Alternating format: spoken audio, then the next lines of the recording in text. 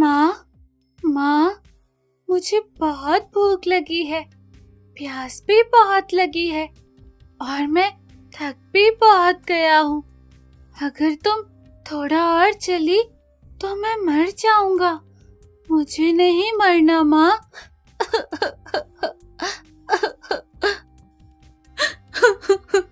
ये कहानी है गरीब रमा की, जिसने एक बकरी रखी है, छम छम बकरी, जो बहुत ही प्यारी बकरी है। रमा का पति किशन बहुत ही बेकार इंसान है, हर समय नशे में डूबा रहता है। अपने नशे पूरे करने के लिए वो किसी भी हद तक जा सकता है। घर बार, जेवर, खेत, हर चीज तो वो बेच चुका था।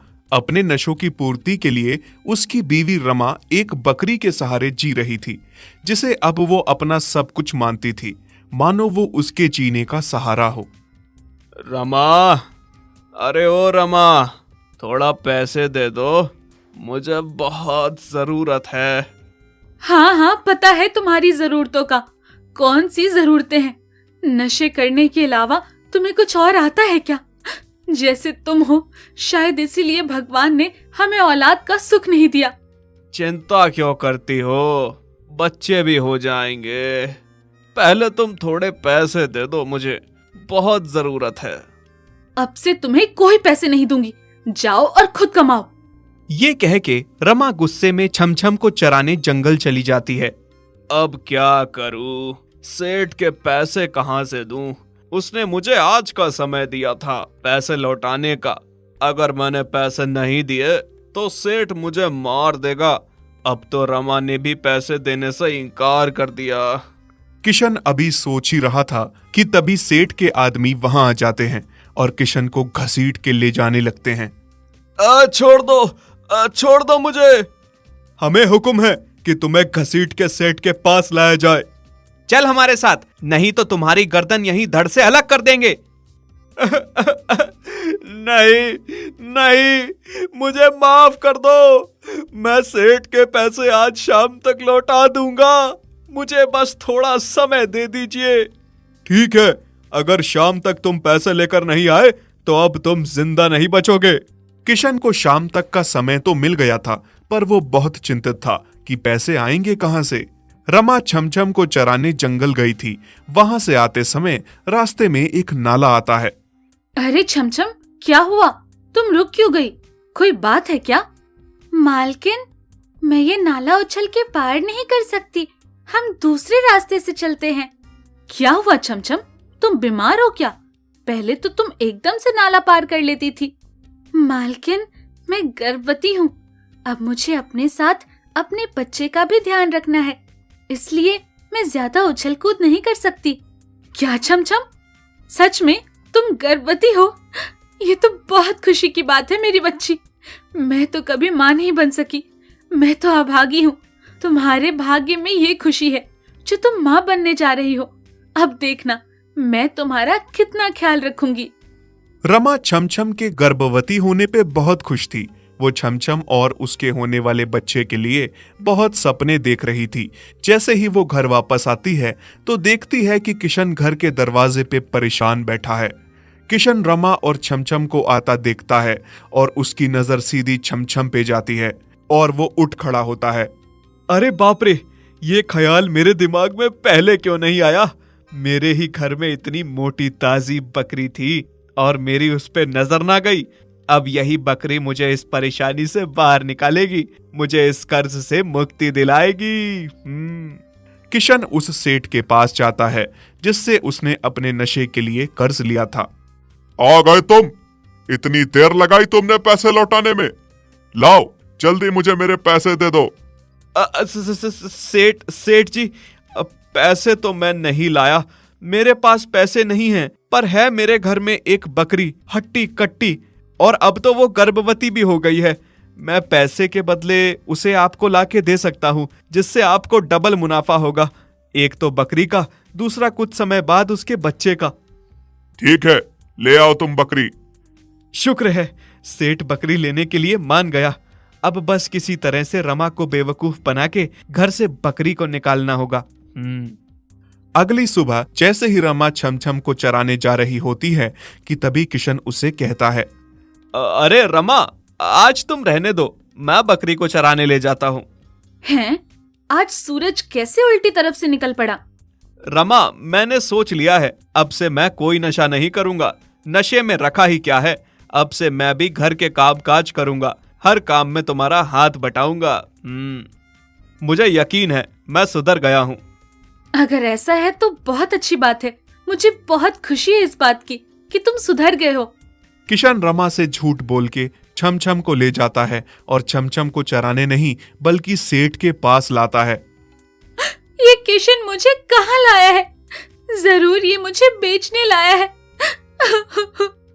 अब मालकिन को कैसे पता चलेगा कि ये मक्कार मुझे यहाँ लाया है? सेठ जी, अब तो मैं कर्ज से मुक्त हूं ना, अब मैं जा सकता हूं ना? हाँ, निकलो अब तुम यहाँ से और दोबारा अपनी शक्ल मत दिखाना। किशन अपने आप में खुश था कि अब वो कर्ज से मुक्त है। जब रमा शाम को उसे खाली हाथ पाती है तो वो देखती है छमछम उसके साथ नहीं है तो बहुत रोती है। झूठे मक्कार इंसान, मुझे बदलने का झांसा देके छमछम को यहाँ से ले गया। कहाँ है मेरी बच्ची छमछम? मुझे पता है, जरूर तूने उसे अपने नशे के कर्ज खत्म करने के लिए किसी को दे दिया है। अरे कैसी पत्नी हो तुम? पत्नियां अपने पति के लिए कुछ भी कर गुजरती हैं। तुम एक बकरी नहीं दे सकती? बेच दिया तो क्या हो गया? मुसीबत के समय घर की चीज ही काम आती है, तो यह बकरी मेरे काम आ गई। कितने बुरे इंसान हो तुम, कितने स्वार्थी हो। अपने स्वार्थ के लिए कल मुझे भी बेच सकते हो। छमछम में मेरी जान बसती है, मैं तुम्हें छोड़ सकती हूँ पर उसे नहीं। रमा जैसे तैसे छमछम का पता लगाती है और सेठ के पास जाके बहुत सारी मिन्नत करती है, उसे वापस ले आती है। सेठ सिपाही भिजवा के किशन को बुलवाता है। देख किशन, तुम्हारी पत्नी वो बकरी तो ले गई, अब मुझे मेरे पैसे जैसे मर्जी वैसे चाहिए। मैं तुम्हें 1 दिन का समय देता हूं, मुझे मेरे पैसे चाहिए। और याद रहे, ये तुम्हारा आखिरी मौका है। अब मुझे पैसे नहीं मिले तो तुम्हें मैं पुलिस के हवाले करवाऊंगा। ये सब सुन के किशन बहुत घबरा जाता है। नहीं नहीं नहीं, मुझे जेल नहीं जाना। ये सब तुम्हारी वजह से हुआ है रमा। ना तुम बकरी वापस लाती और ना सेठ मुझे पुलिस के हवाले करवाने की बात करता। अब मुझे कोई फर्क नहीं पड़ता, तुम्हें पुलिस ले जाए या कोई मार डाले। मैं अपनी छमछम और उसके बच्चे के साथ खुशी खुशी रह लूंगी। किशन बहुत चिंतित था कि वो पैसे कहां से लाए। उसके पास बस 1 ही दिन था। ये बकरी ही मुझे यहाँ से बाहर निकालेगी। रात होते ही जैसे ही रमा सो जाएगी, इस बकरी को शहर ले जाकर कसाई को बेच दूंगा और जो पैसे आएंगे सेठ को देके अपनी जान बचा लूंगा। रात को जैसे ही रमा सो जाती है, किशन चुपके से छमछम के निवास में जाके उसको कसाई को बेचने के लिए ले जाने लगता है।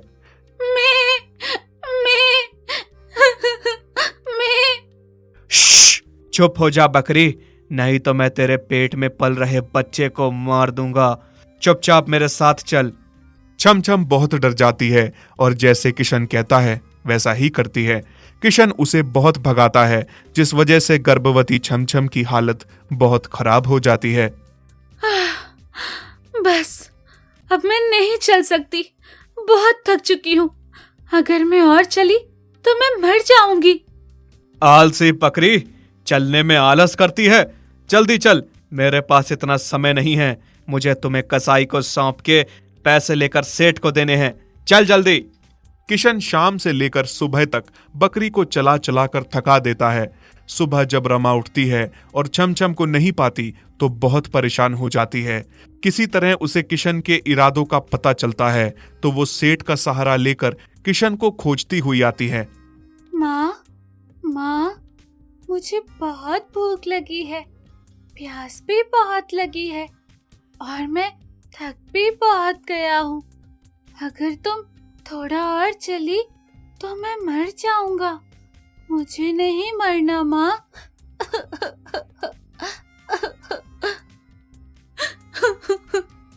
रहम करो, रहम करो, इतने बेरहम ना बनो।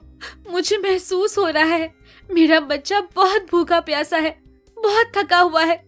मुझे कुछ खाने दे दो, मुझे बहुत भूख लगी है। मैं थोड़ा और चली तो मर जाऊंगी, रहम करो। लगता है तू ऐसे नहीं मानेगी। किशन जोर जोर से छमछम को मारने लगता है। छमछम गिर के बेहोश हो गई। उसी समय रमा सेठ और सेठ के सिपाही भी वहां पहुंच जाते हैं और सेठ के कहने पे सिपाही किशन को बंदी बना लेते हैं। छमछम, उठो छमछम, मैं आ गई हूँ, अब तुम्हें कुछ नहीं होगा। क्रूर इंसान, तू अपने मतलब के लिए किसी भी हद से गुजर सकता है, किसी मासूम बेजुबान जानवर तक की भी बलि दे सकता है। तेरे जैसा इंसान इस समाज में रहने लायक नहीं है। सेठ जी, इस आदमी को कड़ी सी कड़ी सजा मिलनी चाहिए। मुझे इसकी कोई जरूरत नहीं है, इससे मेरी आंखों से दूर करिए। सेठ किशन को पुलिस के हवाले करवा देता है। रमा छमछम को घर ले जाती है, उसकी देखभाल करती है, जिससे छमछम और उसका बच्चा बिल्कुल स्वस्थ हो जाते हैं। रमा छमछम और उसके बच्चे के साथ खुश रहती है। नंदू के घर में एक काले रंग की बकरी है जिसका नाम मही है। उसके 2 छोटे छोटे बच्चे थे जो बड़े ही चुलबुले थे। नंदू की बेटी उन बच्चों के साथ खूब मस्ती करती थी, पर नंदू बहुत ही गरीब था। उसके पास इतने पैसे नहीं होते कि वो अपने परिवार को अच्छा खाना पीना खिला सके। रूखा सूखा ही सही, पर अपने परिवार को एक समय का खाना खिला ही लेता था वो। इस बात से उसकी पत्नी उससे हमेशा चिढ़ी रहती थी कि वो उन्हें अच्छा खाना नहीं खिला पाता। अरे क्या तुम हमेशा इस बकरी और इसके मेमने पे अपना समय बर्बाद करते फिरते हो? हमेशा इसकी सेवा में लगे रहते हो। इतनी सेवा कभी तुमने अपने परिवार की नहीं की। बस अब बहुत हो गई। इनकी खातिरदारी छोड़ो और जाकर कुछ अच्छा सा काम धंधा कर लो, जिससे घर में धन आए और हम भी लोगों की तरह कुछ अच्छा अच्छा खा सके। ना जाने तुम्हें क्या दिक्कत है इन बेजुबान जानवरों से। तुम कुछ भी कह लो, मैं इनकी सेवा करना नहीं छोड़ सकता। अगर हम जानवरों की सेवा करेंगे ना, तो इससे हमें बहुत सुख प्राप्त होगा। और रही अच्छे अच्छे खाने की बात, तो जितना मैं कर पाता हूँ उतना ही खिला देता हूँ। और भाग्यवान, तुम चिंता ना करो, धीरे धीरे सब ठीक हो जाएगा। हमारा भी समय बदलेगा। नंदू और उसकी बेटी को मही और उसके बच्चों से बहुत प्यार था, पर उसकी बीवी को मही एक आंख भी नहीं सुहाती थी। फिर एक दिन की बात है, नंदू की बीवी खेत जा रही थी कि तभी उसे पड़ोसी के घर से खाने की अच्छी अच्छी खुशबू आने लगी और वो रुक के खुशबू लेने लगती है। आहा, पड़ोसी के घर से कितनी अच्छी खुशबू आ रही है खाने की। कैसी किस्मत पाई है मैंने, कभी भी अच्छा खाना नहीं मिला खाने को। भगवान ऐसा निकम्मा पति किसी को भी ना दे जो अपनी बीवी को अच्छा खाना भी ना खिला पाए। ऐसा करती हूँ, थोड़ी देर यहीं रुक के खुशबू सूंघ लेती हूँ। नंदू की पत्नी वहीं बैठ के खाने की खुशबू लेने लगती है। तभी अमीर पड़ोसी बाहर आता है और उस पे खूब चिल्लाता है। तुम क्या मेरे घर की ताका झाकी कर रही हो? चोरी करने का तो नहीं सोच रही हो ना? नहीं नहीं, मैं चोर नहीं हूँ। चलो चलो, निकलो यहाँ से। पड़ोसी नंदू की बीवी को वहां से निकाल देता है। फिर कुछ ही दिन बाद उस पड़ोसी की बीवी बहुत बीमार हो जाती है। वो अपनी पत्नी को बड़े तांत्रिक के पास ले जाता है और झाड़ फूक करवाता है, पर उसकी पत्नी सही नहीं होती। तभी एक तांत्रिक सेठ को बताता है कि उसकी पत्नी तभी ठीक हो सकती है जब वो एक बहुत बड़ी पूजा कराएगा, जिसमें एक काली बकरी की बलि लगेगी। जल्दी से जल्दी वो काली बकरी का इंतजाम करे। काली बकरी तो गांव में बस नंदू के पास ही थी। सेठ नंदू के पास आता है। क्या मैं अंदर आ सकता हूँ? हाँ हाँ सेठ जी, आ जाइए। पर आज हम गरीबों के घर में कैसे आना हुआ? आप तो हम जैसे लोगों की तरफ देखना भी पसंद नहीं करते। वो नंदू, मेरी बीवी बहुत बीमार है। तांत्रिक बाबा ने कहा है कि मेरी बीवी तभी ठीक होगी जब काली बकरी की बलि लगेगी, और मेरी नजर में तो सिर्फ तुम्हारे पास ही काली बकरी है। मैं तुम्हारे आगे हाथ जोड़ता हूँ, मेरी मदद करो। मैं तुम्हें खूब सारे पैसे दूंगा, पर वो बकरी मुझे दे दो। नहीं बाबा, हम अपनी मही को किसी को नहीं देंगे। मैं मही के बिना नहीं रह सकती। हाँ मेरी बेटी, हम मही को किसी को भी नहीं दे रहे, तुम घबराओ मत। देखिए सेठ जी, हम गरीब सही, लेकिन पैसे के लालच में ऐसे व्यापार नहीं करते। आप चाहें मुझे जितने पैसे दे दें, मैं बकरी नहीं बेचूंगा। नंदू सेठ को बकरी देने से इनकार कर देता है और सेठ को उल्टे पांव वहां से लौटना पड़ता है। लेकिन इस बात से नंदू की बीवी नंदू पे बहुत गुस्सा करती है। ये तुमने क्या किया? सेठ को बकरी देने से इनकार क्यों किया? सेठ हमें इतने पैसे दे रहा था, कि हम आराम से घर बैठ के अच्छा अच्छा खाते। वैसे भी तुम किसी काबिल नहीं हो, बीवी को कुछ उसकी पसंद का खिला पाओ। कैसी औरत हो तुम? मैं जानता हूँ तुम्हें मही से दिक्कत है, पर एक औरत होके तुम ये बात नहीं समझ रही हो कि उसके 2 बच्चे हैं जो उसका दूध पीते हैं। तुम चाहती हो मैं दूध पीते बच्चों को उनकी माँ से अलग करके बलि चढ़ाने के लिए दे दूं? ऐसा कभी नहीं होगा, पागल औरत। ये बात नंदू की पत्नी भूल नहीं पाती। उसे अच्छा अच्छा खाना था, खाने की बहुत भूखी थी और इतने सारे पैसों का लालच भी था कि बकरी बेच के सेठ खूब पैसे देगा। एक दिन नंदू किसी काम से बाहर जाता है, तभी नंदू की बीवी सेठ के घर जाती है। प्रणाम सेठ जी। हाँ, तुम यहाँ क्यों आई हो? बकरी देने से तो तुम्हारे पति ने इनकार कर दिया है। हाँ सेठ जी, मैं उसी बारे में आपसे बात करने आई हूँ। मैं आपको बकरी बेचना चाहती हूँ। अभी मेरे पति और बेटी घर पे नहीं है। आप आके बकरी ले जाइए। बस जो भाव आप दे रहे थे उसका दुगना दे दीजिए। 2 गुना नहीं, मैं तुम्हें 4 गुना भाव दूंगा। बस बकरी दे दो। सेठ नंदू की बीवी को खूब सारे पैसे देता है, जिससे देख के नंदू की बीवी की आंखें फट जाती हैं और वो खुशी से पागल हो जाती है। फिर सेठ नंदू की बीवी के साथ मही को लेने उसके घर जाता है।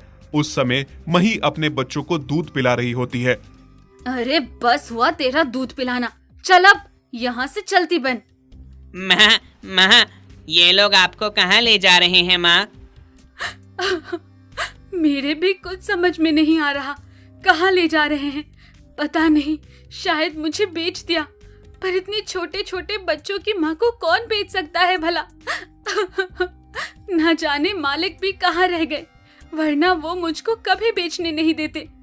नंदू की बीवी मही की रस्सी खोल के मही को सेठ को सौंप देती है। मही और उसके बच्चे रोते रहते हैं। माँ, हमें छोड़ के ना जाओ। मेरे बच्चों। बच्चे मही के बिना तड़पते रहते हैं। नंदू की बीवी मही को बेचे हुए पैसों से खूब सारा राशन खरीद के लाती है और अपनी पसंद के ढेरों पकवान बना के बाहर बैठ के खाने लगती है। अरे वाह, कितने दिनों बाद ऐसा अच्छा खाना खा रही हूँ मैं। नंदू की बीवी खाना खा रही होती है कि तभी नंदू और उसकी बेटी आ जाते हैं। अरे, ये तुम इतने सारे पकवान कहाँ से खा रही हो? क्यों? मैं अच्छे पकवान नहीं खा सकती क्या? हमारे घर में हमेशा रूखा सूखा ही बनता है, मैं इसलिए पूछ रहा हूँ, ये पकवान कहाँ से आए? बाबा मही नहीं मिल रही है और उसके बच्चे भी बहुत रो रहे हैं। नहीं मिल रही? क्या मतलब है? कहाँ जा सकती है? नंदू और उसकी बेटी मही को हर जगह तलाश करते हैं, पर मही कहीं नहीं मिलती। बताओ, मही कहाँ है? तुम ही घर पे थी, मैं तुम्हारे भरोसे छोड़ के गया था। कहाँ गई मही? बताओ मुझे। हाँ, बेच दिया मैंने उसे सेठ को, और सेठ ने इतने सारे पैसे दिए हैं कि तुम सारी उम्र घर बैठे खा सकते हो। माँ, तुम कितनी बुरी हो। इतने छोटे छोटे बच्चों को उसकी माँ से अलग कर दिया, वो भी बलि चढ़ाने के लिए। अगर मुझे भी तुमसे कोई दूर कर दे तो? ऐसा ना कहो बेटी, तुझे मुझसे कोई दूर नहीं कर सकता। खुद पे बारी आई तो बुरा लग रहा है। जरा उन बच्चों और उनकी माँ का सोचो, जिनको तुमने चंद पैसों के लिए अलग कर दिया। छी, कितनी गंदी सोच है तुम्हारी। सेठ तांत्रिक को बुला के अपनी बीवी के लिए पूजा करवा रहा होता है। फिर जैसे ही मही की बलि देने वाला होता है कि तभी नंदू और उसकी बेटी पुलिस को लेकर वहां पहुंच जाते हैं। गिरफ्तार कर लीजिए इंस्पेक्टर साहब, इस सेठ और इस तांत्रिक को। ये बेजुबान बकरी की बलि दे रहे हैं। नंदू, मैंने इस बकरी के ढेर सारे पैसे दिए हैं। इंस्पेक्टर साहब, खरीद के लाया हूं मैं इस बकरी को।